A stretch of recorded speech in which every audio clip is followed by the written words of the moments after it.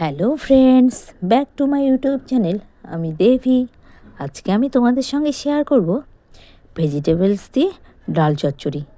এখানে আমি ডাল চচ্চড়ি করার জন্য ভেজিটেবলসগুলোকে রেডি করে নিয়েছি।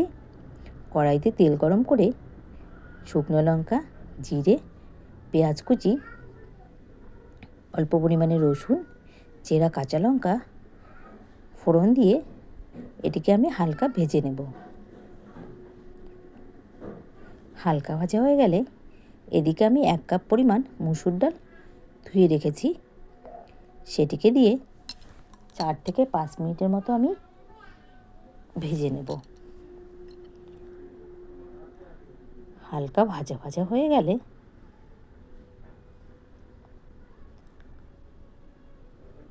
তখন আমি সেই ভেজিটেবলসগুলোকে দিয়ে নুন ও হলুদ দিয়ে ভালো করে এবার আমি এটিকে কষিয়ে নেব।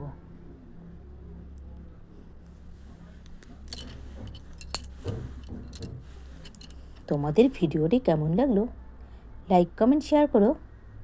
আমার চ্যানেলটিকে কিন্তু কেউ সাবস্ক্রাইব করতে ভুলো না। নিত্য নতুন রেসিপি পেতে তোমরা আমার চ্যানেলটিকে কিন্তু সাবস্ক্রাইব করে দিও। দেখো কষানো হয়ে এসছে। এবার আমি অল্প পরিমাণে জল দেব, যাতে আমার ভেজিটেবলগুলো আর ডালটাও ভালো সেদ্ধ হয়ে আসে। এভাবে কিছুক্ষণ ফুটিয়ে নেব। যখন হয়ে আসবে উপর থেকে 1 চামচ ঘি ছড়িয়ে দিয়ে 2 মিনিট রেখে নামিয়ে নেব। 2 মিনিট রেখে নামিয়ে নিলে রেডি ডাল চচ্চড়ি।